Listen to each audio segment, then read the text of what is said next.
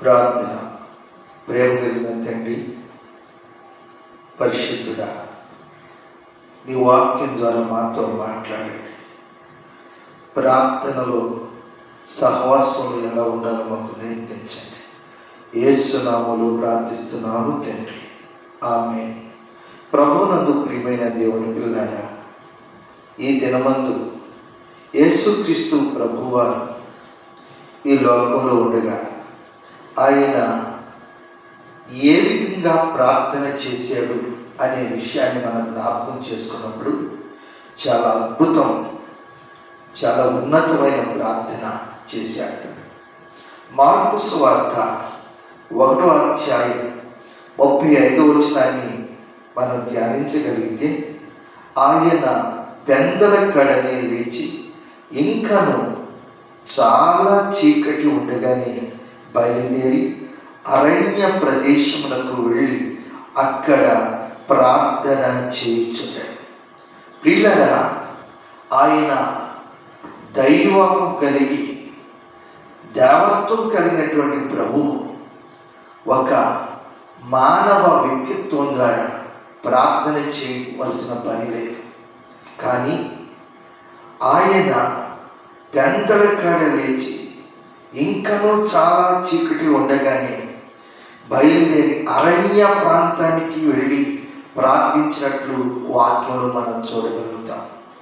ప్రభు తన తండ్రి పని మీద ఎంత బాధ్యతాయుతంగా ఆయన చాలా పెందల కాడ లేచినట్టు.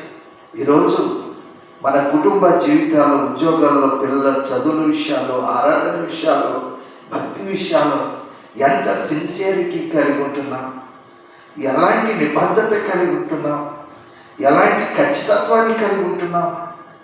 దేవుడై ఉండి మానవ అవతారం ఎత్తిన ఆయన ప్రార్థన చేయవలసిన పని లేదు. కానీ ఆయన పెందల కడ లేచి చాలా చీకటి ఉండగానే ఎవ్వరు కూడా మసలని మెదలని సమయంలో ఆయన తండ్రి పని నిమిత్తం ఈ లోకంలో ఉన్న ప్రతి వ్యక్తి కూడా రక్షణ పొందాలి, మార్పు చెందాలి, దేవుని బిడ్డలుగా రూపురేఖలు దిద్దుకోవాలని ప్రార్థన చేయడానికి వెళ్ళినట్లు, అది అరణ్య ప్రాంతానికి వెళ్ళినట్లు మనం చూడగలుగుతున్నాం.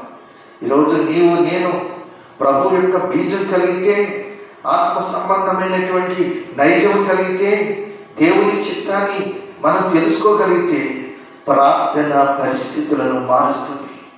ఎవరు ఎక్కువసేపు ప్రార్థన చేయగలుగుతారో పాపం మీద పోరాడగలుగుతారు. భక్తిలో మొట్టమొదటి మెట్టు ప్రార్థన. ఒక వ్యక్తి ఆత్మీయంగా మోకరించగలిగితే సాతానికి కొరడా జులిపించినట్టే. ఈ ఆర్థిక ఇబ్బందుల్లో, అపవాద శక్తుల్లో, లోక సంబంధమైన నటన జీవితంలో నుండి ఆ ప్యాకెటీలతో వాటన్నిటిని కూడా జయించాలి అంటే మనకు ప్రార్థనా జీవితం ఎంతైనా అవసరం. కనుక ఈరోజు అటువంటి ప్రార్థనా జీవితం ద్వారా మేలులు, ఆశీర్వాదాలు, దీవెనలు పొందుకుందాం. ప్రభువే ప్రార్థన చేసినప్పుడు నీవు నేను ఎందుకు ప్రార్థన చేయకూడదు? అట్టి ఆశీర్వాదం ఎందుకు పొందుకోకూడదు? దేవుడు అట్టి కృప మనందరికీ దయచేయును గాక. ఆమేన్.